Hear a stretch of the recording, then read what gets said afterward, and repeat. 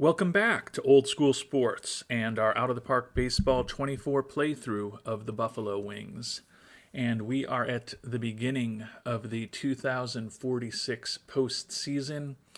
Our Buffalo Wings, who had the best offense in baseball and the best pitching staff in baseball this season, have an opportunity to do something pretty special this year. 109-53 record.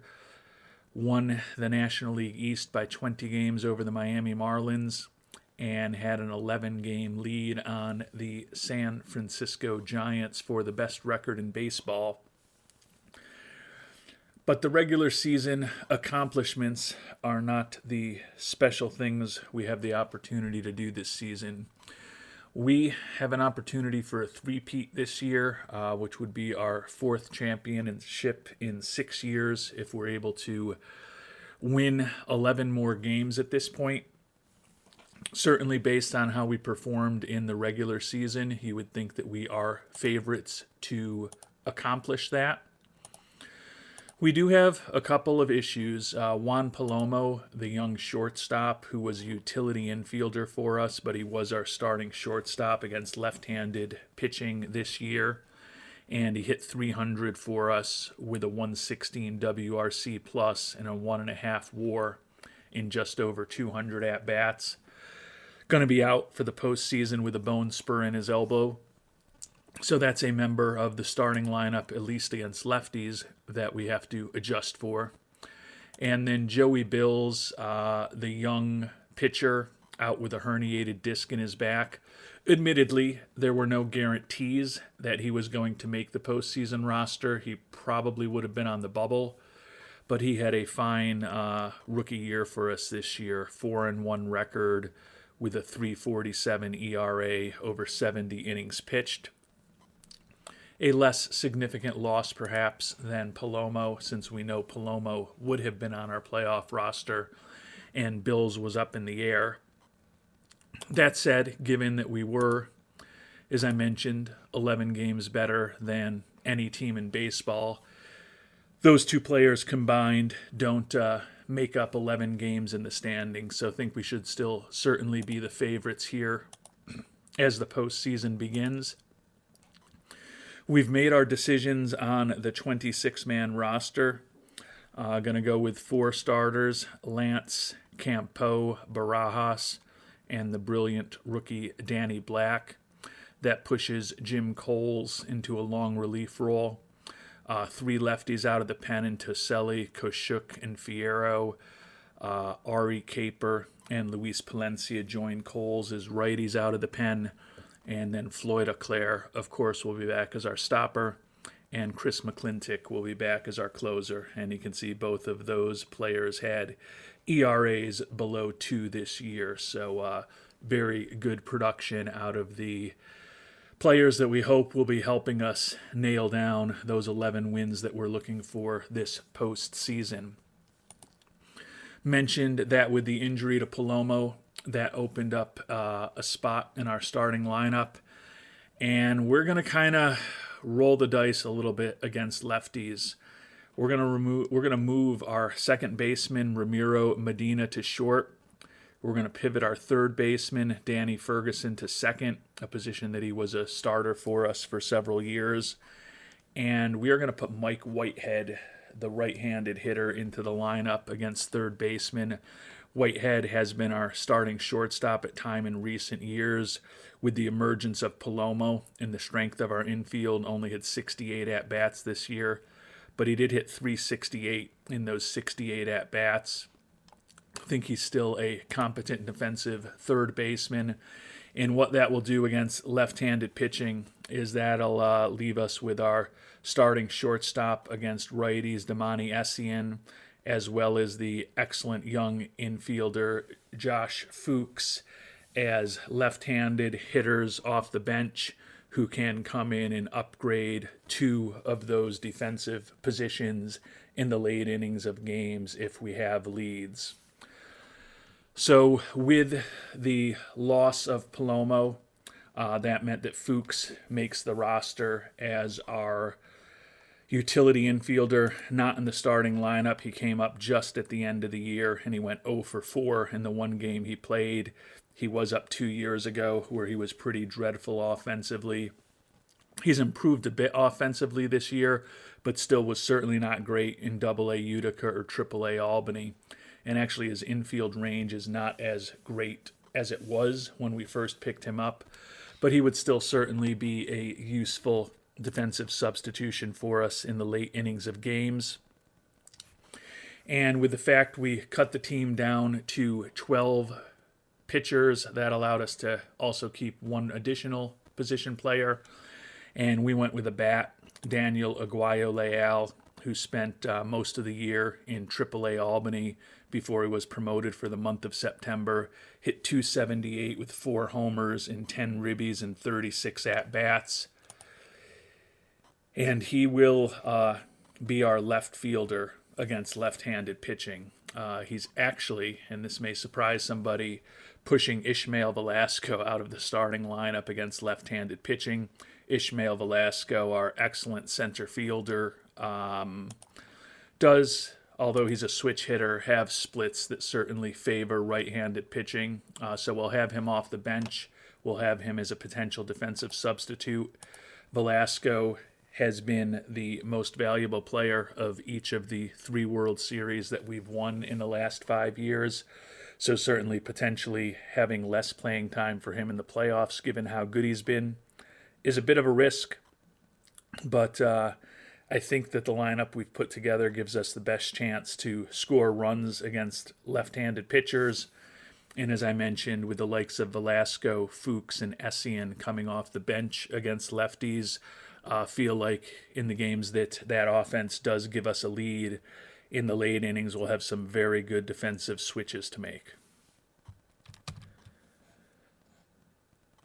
And taking a look at the playoff tree, we'll be waiting to face the Marlins or the Diamondbacks in the NLDS. The Detroit Tigers, the Seattle Mariners, and the San Francisco Giants are the other teams that have first-round byes by virtue of winning their divisions. But we will have home field advantage in every series we play for as long as we're alive in these playoffs, as the Buffalo Wings pursue a three-peat here in 2046. And in the American League, the Royals swept the Rangers. The Twins took out the Yankees in the playoffs. Boy, that's something you've never heard before. The Diamondbacks took out the Marlins, and the Reds swept the Braves. So we will be hosting the first 2 games of a best-of-5 series against the Diamondbacks beginning tomorrow.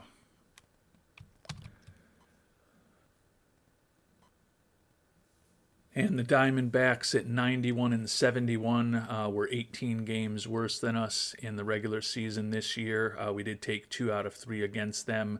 As I've talked about, we were not only first in the NL in runs scored and runs against, but first in all of baseball. Diamondbacks with the second best offense in the NL. They still scored more than 100 runs fewer than we did, and they were 12th in the National League in runs allowed, so they allowed over 200 more runs than we did this season. So certainly on paper, we are big favorites. We've got our ace, Jim Lance, who missed over a month earlier this season on the mound, ended up 10-2 with a 3.58 ERA and a 1.07 whip, which is a bit of an off year for him after leading the league in whip 3 consecutive years, but still happy to have him on the mound. For Arizona, the right-hander, 26-year-old Tanner Dyke, 13-12 with a 5 ERA this year.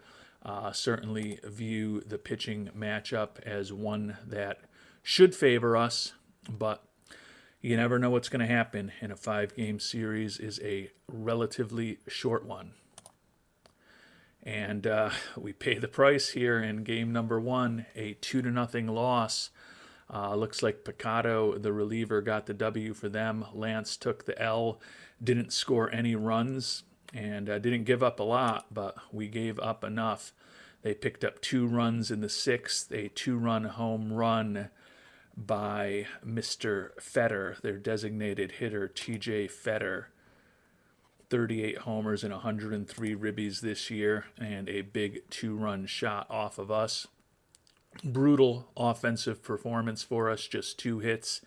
Ishmael Velasco and Danny Ferguson, both with singles. So not a lot of offense.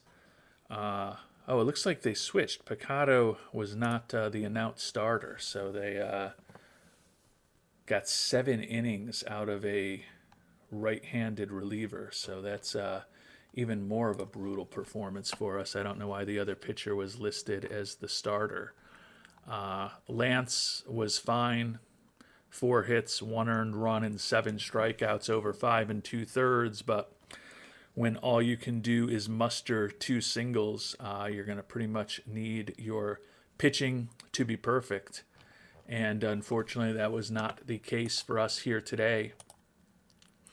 So we're already in an early hole against the Diamondbacks, who are, although they, as a 91-win team, were better than the Arizona Diamondbacks of 2023, are perhaps looking for another surprising run to the World Series. We will have Harlan Campeau, big free agent acquisition for us this offseason. Similar to Lance, he also missed some time with injury, 9-8 with a 4.42 ERA. So not a perfect Harlan Campeau season. Take some comfort in the fact that his Sierra of 3.21 significantly better than the ERA he put up. But the pressure is on the veteran to come through for us today, and we'll be going up against Alec Ritchie, right-hander with excellent stuff, world-class changeup and fastball, excellent slider as well, 14-7 with a 2.82 ERA this year. So certainly on paper, this is a much more evenly matched pitching matchup than Game 1. Could certainly argue that the pitching matchup favors Arizona, which, given that we're down 1-0, is not optimal. We do, however, get a 3-1 win to even the series at 1 game apiece before we'll be heading out to Arizona. The young lefty, Danny Kashuk, gets the win for us in relief. Ritchie takes the loss. McClintock with a save. Got home runs from a couple of rookies, Juan Toledo and Arturo Casares. Taking a look at the box score, they jumped out with a run in the 3rd, but we took the lead back with 2 in the 4th on a 2-run homer by Casares, and then a solo shot from Toledo in the 6th to give us the winning margin. 2 hits from Casares, 2 hits from Essien. We know the 2 big blows were the home runs. We did get Fuchs in as a second baseman. We upgraded at first base defensively with Habersham. So the manager at least making some of the moves that we would make to hopefully help our defense. Ritchie was really good. 7 innings pitched, 3 earned runs allowed, struck out 8. But Campeau, although he only gave us 4 innings, only allowed 1 earned run. And then after that, we got 5 innings of hitless and scoreless relief from our strong bullpen, which is certainly the way that we would have drawn this up. So we salvage a game at home. We're still going to need to get at least 1 in Arizona to avoid an ignominious first-round exit. Taking a look at this matchup, we've got the veteran Alexis Barajas on the mound. The 37-year-old is going to be turning 38 in about a week and a half, 16-9 with a 3.81 ERA this year. Good solid season for Barajas. He's not what he perhaps once was, but still a very good pitcher. Darnell Ankam on the mound for Arizona, and he is a lefty, so we're going to see how our left-handed lineup, or our lineup more accurately for against left-handed pitching, fares. He was 13-9 with a 4.86 ERA this year. A good solid pitcher, really good stuff. The movement and control, not exceptional, but still a talented pitcher. A good pitching matchup here today. Hopefully we'll be able to score some runs. And we do score some runs, a 6-0 victory. Porter with a home run for us. Taking a look at the box score, we got a run in the fourth on a double from Reichert. Busted it open with 4 runs in the sixth, including a 2-run homer by Porter and a run-scoring single from Ferguson. Taking a look at the box score, the top of the order was strong. 2 hits from Habersham, 3 from Porter, and 2 from Reichert. Medina got a hit. Whitehead 2 for 4. Aguayo Leal was 0 for 3 in his first postseason start of what we hope will be a long career. Doesn't look like we actually made any defensive substitutions. I guess with a 6-0 lead, maybe we felt a little cocky about things. Barajas was fantastic. 1 hit over 6 innings with 6 strikeouts. Ari Caper and Danny Kashuk combined for the final 3 innings, allowing 2 hits while striking out 3. Ankam, not a great day, 8 hits and 5 runs, all earned over 5 2/3 innings. So we've got the lead back 2-1 in this series, or not the lead back. We haven't had the lead in this series, so we have the lead for the first time in this series. And now the goal is to avoid having to play a 4th game in this series. Tanner Dyke allegedly will be on the mound today, the right-hander from Quebec, who we thought we were going to see in Game 1. And we have the brilliant young rookie Danny Black on the mound. 18-5, led the National League in wins in his rookie year with a 2.45 ERA, 4.6 WAR. Certainly interested in seeing what Black can do in his first postseason appearance. And unfortunately, not enough. So a 5-3 loss for us. It looks like Eau Claire took the loss in relief. Not something that we've seen often this year. We did get a home run from Juan Toledo, but we will face a potential elimination Game 5 at home in a couple of days. Diamondbacks with a run in the fourth, solo homer from Moreno off of Black. We jumped back to a 3-1 lead in the top of the sixth. 3-run home run from Toledo. They tied it right up, though, in the bottom of the sixth, and then 2 runs in the seventh. 2-run double from Herrera off of Eau Claire to give them the final margin of 5-3. Other than Toledo, not a lot of offense. He had the 2 hits and 3 ribbies. Other than that, we did have a couple of doubles from Casares and Medina, but 3 singles and 2 doubles were all the offense other than Toledo. Black gave us a quality start, 6 innings pitched, 5 hits, 1 walk, 3 earned runs. Rough outing from Eau Claire, who's been brilliant for us, 3 hits, a walk, and 2 earned runs in 1 inning pitched. Did strike out all 3, struck out for the 3 outs he picked up. All were strikeouts. I said that as inelegantly as possibly could be said. Tanner Dyke, player of the game, 5 hits, no earned runs over 6 1/3 innings. Looks like a big error by Arellano. Opened the, I don't want to say floodgates for us, but it gave us the opportunity. But too little, too late. And we are going to be heading to a deciding Game 5. Fortunately, we will be at home. Fortunately, we will have our ace, Jim Lance, on the mound, although we lost Game 1 when Lance was on the mound.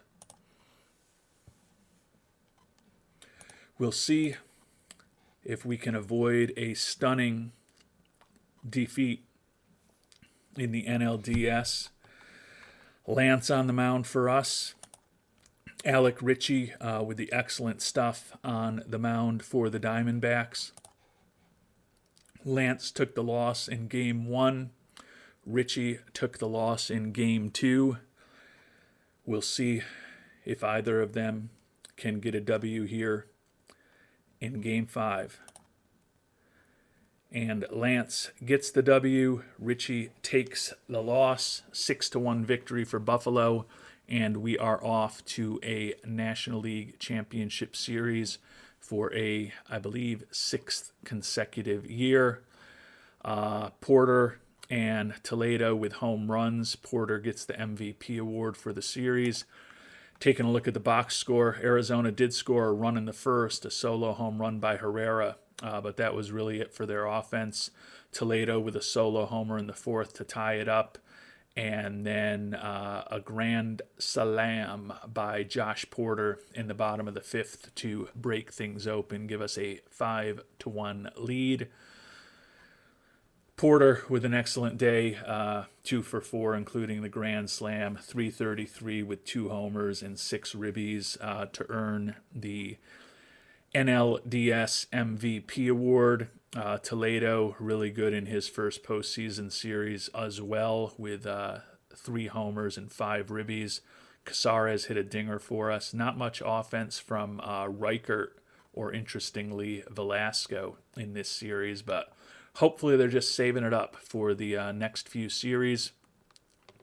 Lance, 3 hits and 7 strikeouts, allowed just 1 run over 5 1/3, and then Kashuk, Caper, and McClintock combined for 3 2/3 innings of scoreless relief, most of that from the lefty Kashuk, who's been excellent in his first season with us in the majors and has been really good in the playoffs thus far. So tougher first-round series than perhaps we were expecting.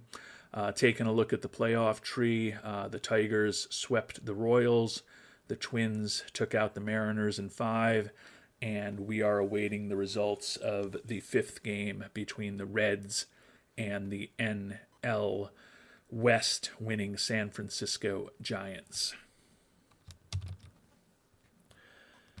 And as we get ready to face the Cincinnati Reds, who upended the Giants in their NLDS matchup, the Twins have already taken a 1-0 lead on the Tigers.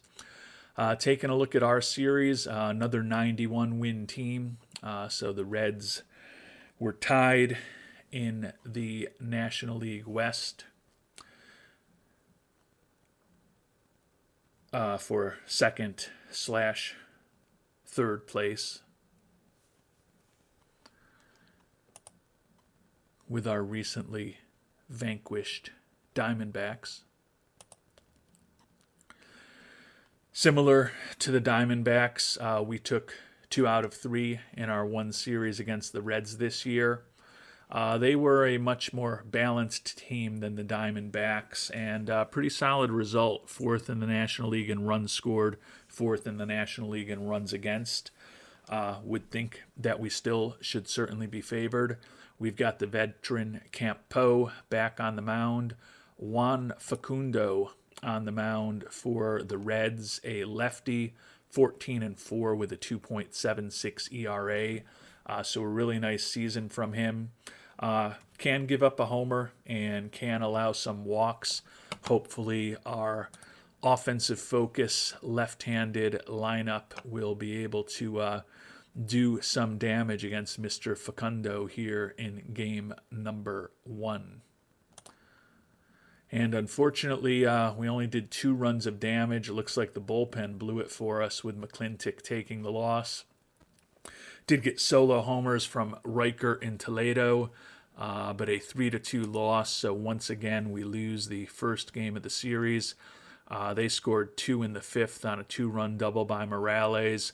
We got the home runs I mentioned in the 6th and 8th to tie it up. And then a sac fly by Saraga off of McClintock brings in the eventual winning run. Only 6 hits for us today, double from Casares, and then the homers from Reichert and Toledo.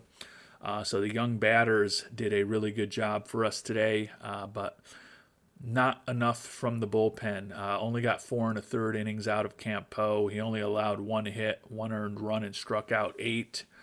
But Caper, Auclair, and McClintock over the last 4 2/3 innings allowed 5 hits and 2 earned runs. Wasn't awful, but it also was not quite enough. Looks like their closer, Dan Grant, blew the save.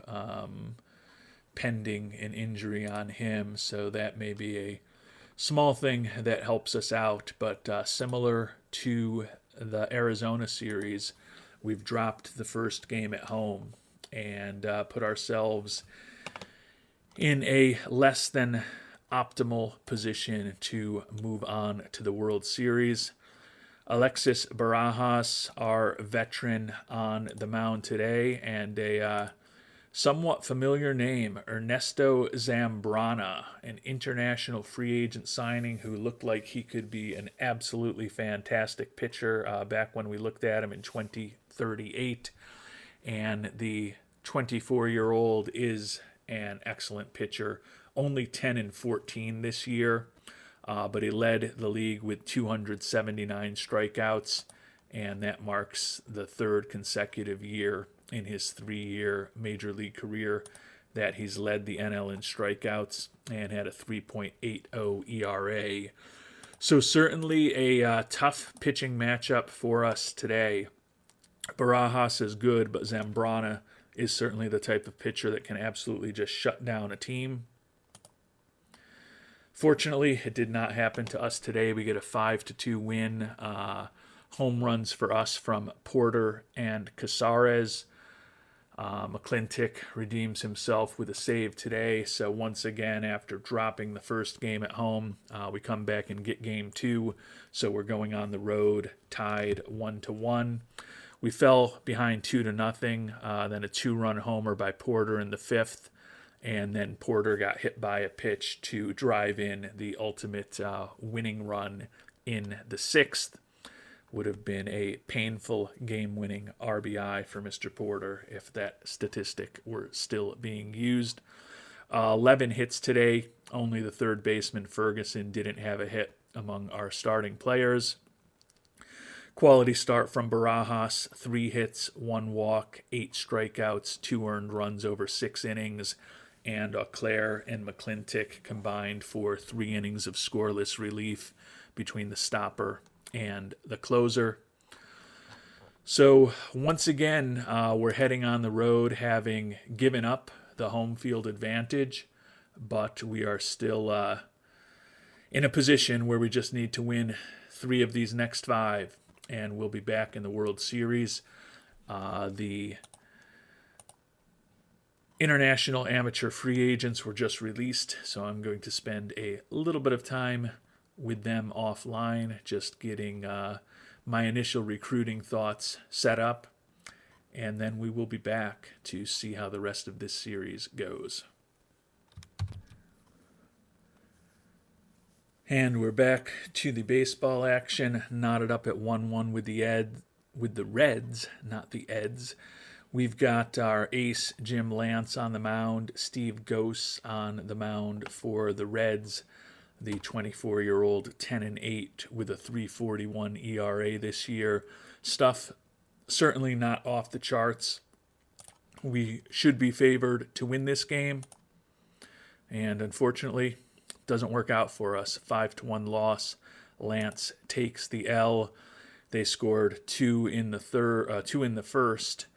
We came back with a Porter double in the 3rd, but then 3 runs in the 6th broke it open. Unfortunately for us, Mike Whitehead hit into a double play in the top of the 6th. It looks like when we may have had a chance of doing something, and he was pinch hitting for Toledo. I guess they must have brought on a left-handed pitcher in relief. But Lance also is injured with a diagnosis pending. Certainly not what we want to see for a team that has title aspirations. Got 3 earned runs over 5 innings from Lance. Fierro, who we picked up before the trade deadline and was fine for us, but not great, with a 3.99 ERA over 38 1/3 innings with a rough outing. Kashuk came on to get the final 2 outs, but their bullpen did a good job. Paul Encalade is the left-hander that it seems like we pinch hit for Toledo with Whitehead. I guess our manager was trying to play the matchups, but Toledo with a .316 average, 4 homers and 6 ribbies in these playoffs has certainly been pretty effective for us. That said, I guess even with the 0 for 2 today, Whitehead's still hitting .333. But going to be interested in finding out what's going out with that injury to Mr. Lance. We're down 2-1, and we could be down our ace. So the dream is still alive, but it certainly has potential to be turning into a nightmare.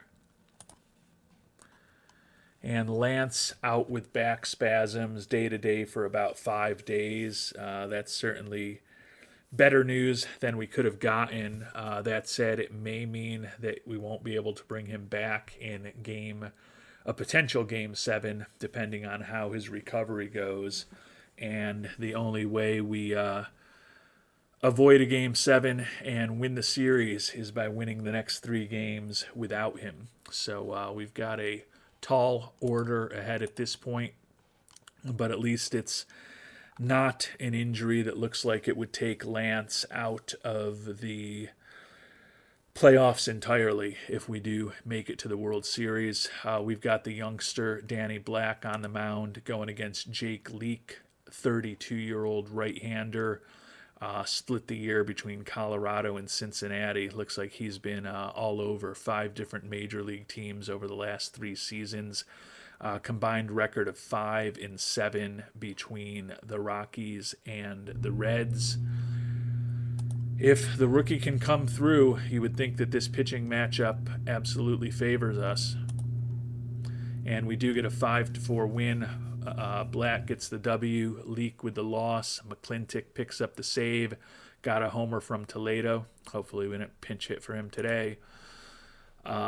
We scored a run in the 3rd on a double by the catcher Ramirez, and then a 2-run homer accounted for 2 of the 3 runs we got in the top of the 4th. Took a 5-1 lead into the late innings, and they chipped away with 2 in the bottom of the 8th and 1 in the bottom of the 9th. But when all was said and done, we did get the W. Toledo now has 5 homers in these playoffs. Black, excellent. 4 hits, 4 strikeouts, 1 earned run over 6 1/3. We went to the guys that we'd want to be trying to close out a big game for us with Auclair and McClintock, and they got the hold and the save, but it was certainly not a vintage outing as they combined over 2 2/3 innings to allow 3 hits, 3 earned runs, and 3 walks. So they made it interesting. Josh Porter was ejected in the 3rd inning, so that's what got Habersham into the game early. So we do get the W to even things up, and it is now a best-of-3 series here. And we still have the potential issue of how to get through game number 7 if we get there, and Lance has not quite recovered from those back spasms.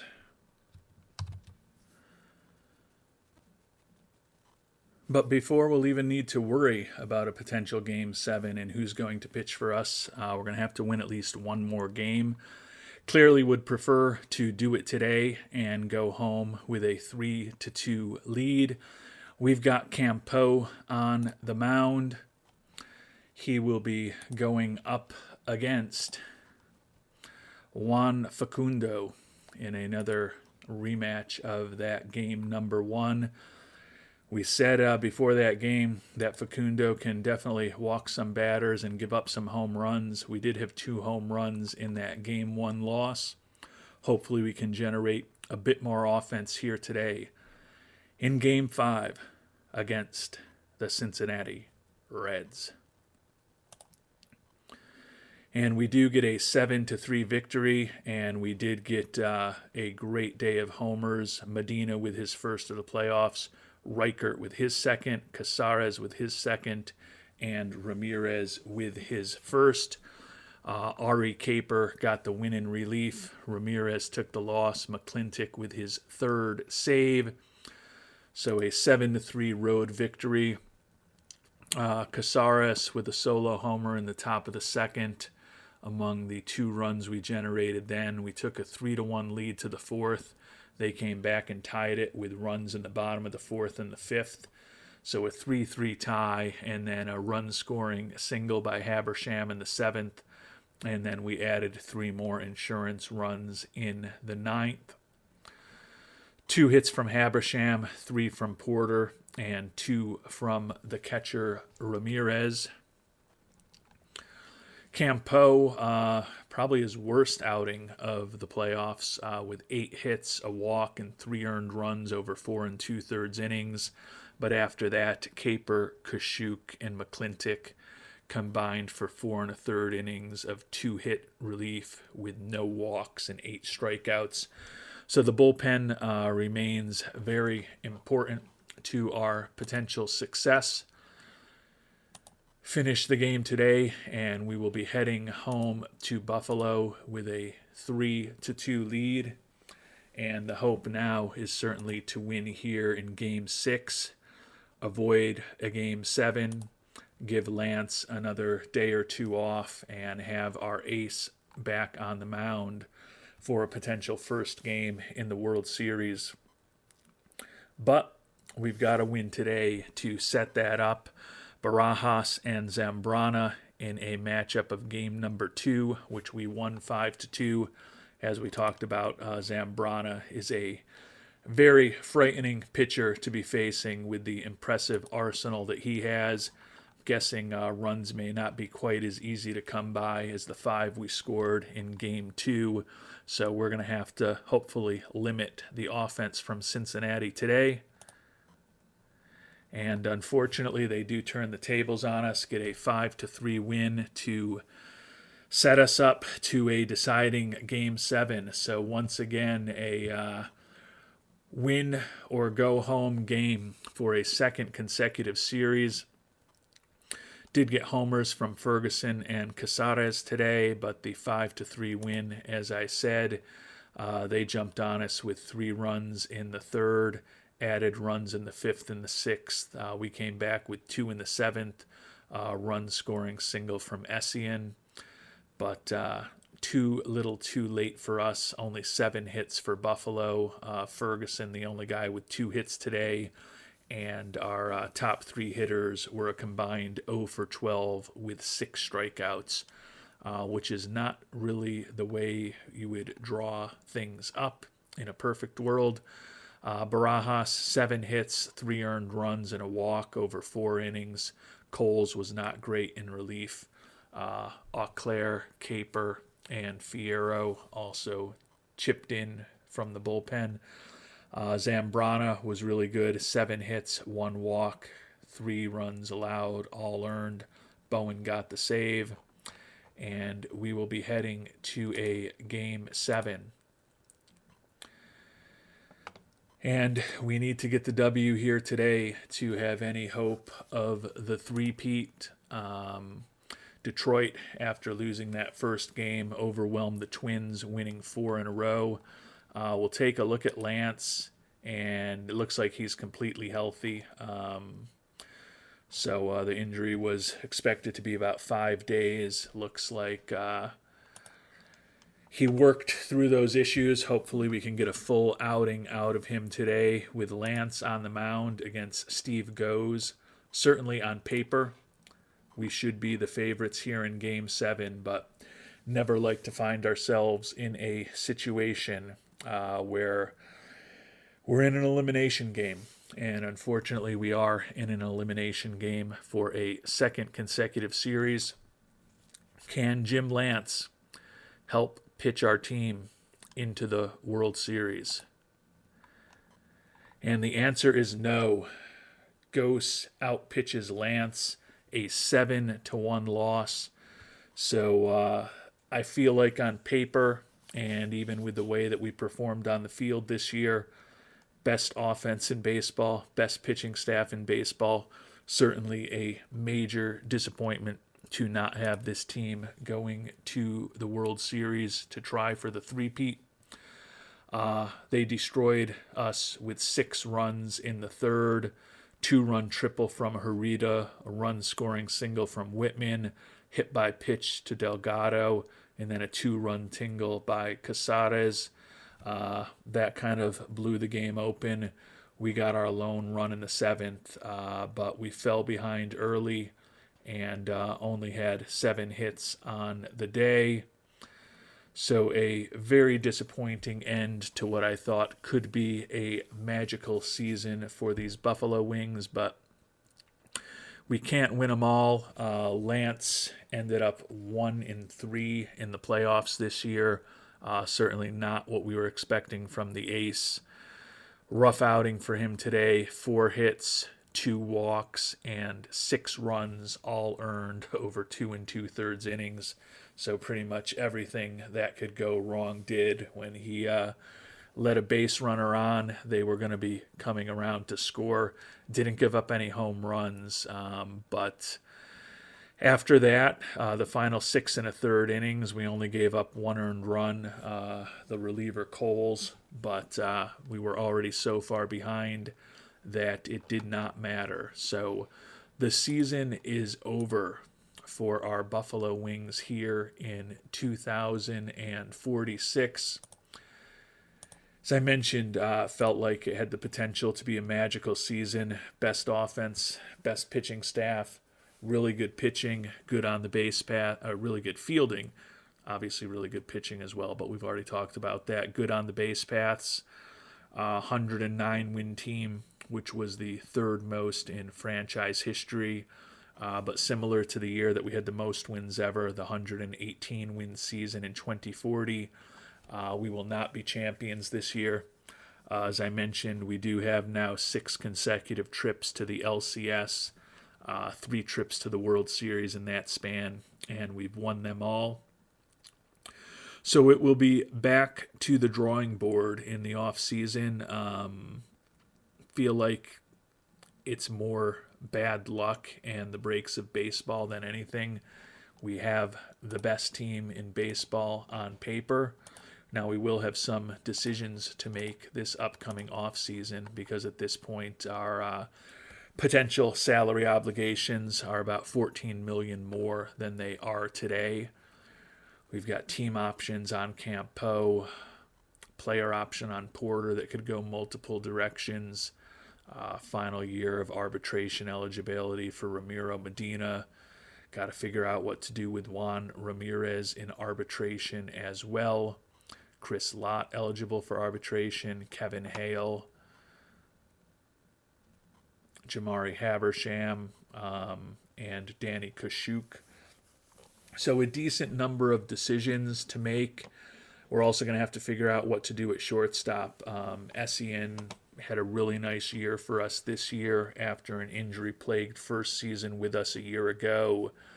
Don't know that we're quite ready to turn shortstop over to the youngsters, either Josh Fuchs or Weisenbach. But with the fact that Whitehead is also a potential free agent, I don't know that we want Medina to be our everyday shortstop. As I mentioned, we did play him at short against left-handed pitching during these playoffs with the injuries we have. Now we will have Palomo coming back. He did well against left-handed pitching this year, is not quite as good against right-handed pitching when we look at his ratings. And with the team option for Campo, as well as the fact that we brought on Jesus Fierro, no guarantees we'll be bringing both of those veteran pitchers back, given that we do have some good young starters. So going to be a lot of interesting decisions for us to make this upcoming offseason. But we'll play out the rest of the playoffs now, find out whether the Reds or the Tigers are the World Series champions. And then we will see what our budget looks like and what happens with the Josh Porter option decision before we finish off this episode. And it ended up being a classic World Series. The Tigers went out ahead, winning 3 of the first 4 games, took a 3-1 lead. The Reds came back to win the next 2 to push it to a deciding Game 7. But the AL East leading and winning Tigers, who had the best record in all of the American League, ended up winning it all this season. So, as I said, a disappointing finish to the Buffalo Wings, but still feel like we've got a very good squad to hopefully be in contention again next year. Won't get the three-peat, but hopefully we'll be back in contention and maybe start a run towards another three-peat opportunity in the 2047 season. And turning to the off-season, Josh Porter has voided that last contract year. Now, we do have a ton of talent in our outfield, but he had a monster year for us this year. Led the National League with 126 runs, also had 47 doubles, put up a 129 WRC plus and a 5.5 WAR. He's good defensively. He was successful on 29 out of 31 stolen base attempts. And we've actually kind of started trending to where our lineup is a little left-handed heavy in terms of the batters. So losing a big right-handed bat, or perhaps needing to spend more to bring back that big right-handed bat, is not necessarily what we were hoping to have to deal with, but it will give us more options. We traded away Mr. Boston this year. Porter and Habersham would be guys that we would be thinking about moving on from, given that we know that we want to be getting Toledo and Casares playing time, and Velasco will certainly be back in center field. So it may give us a little more optionality to at least consider different options in the trade and free agent markets, but we'll be reviewing after we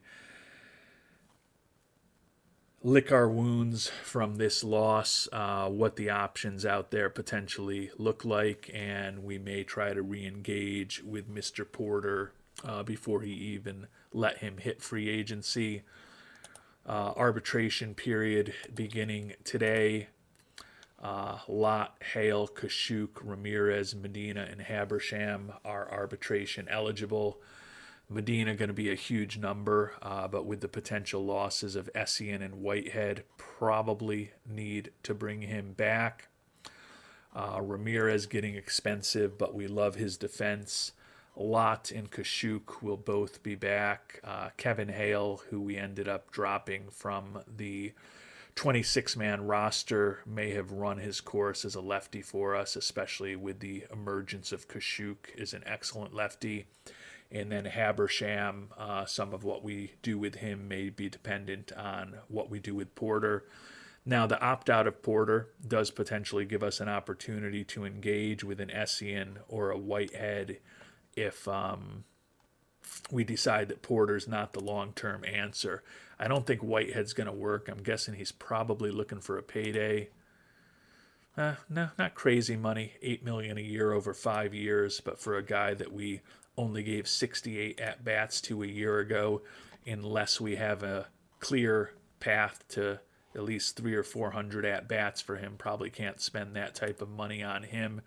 Essien still like the glove, and he hit 304 for us. It's just a matter of how much money he is going to be looking for.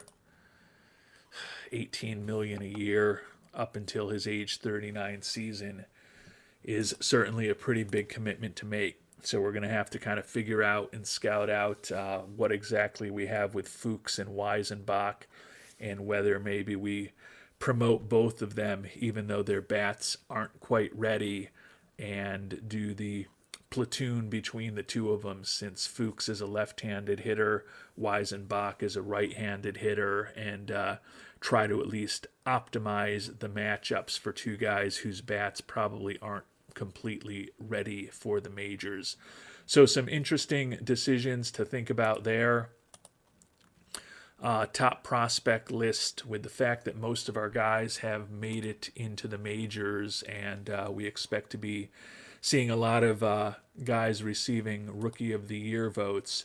But our minor league system is now nowhere near where it was. We were ranked first in all of baseball when this season began, and you can see we're 25th overall, but that's largely because 3 of the top 10 prospects in baseball at the beginning of this year are now major leaguers.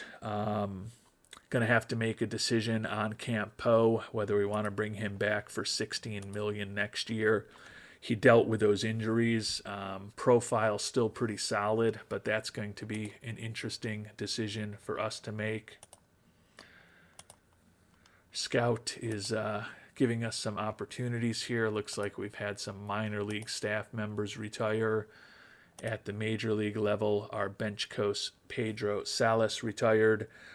We probably, given the strength of our coaching staff in the minors, have good candidates who are looking for promotions who could fit the bill. It's really just a matter of whether their personalities will mesh with the team that we have. So we'll have some staff decisions to make this off season as usual, and obviously a few more than expected with these 3 retirements.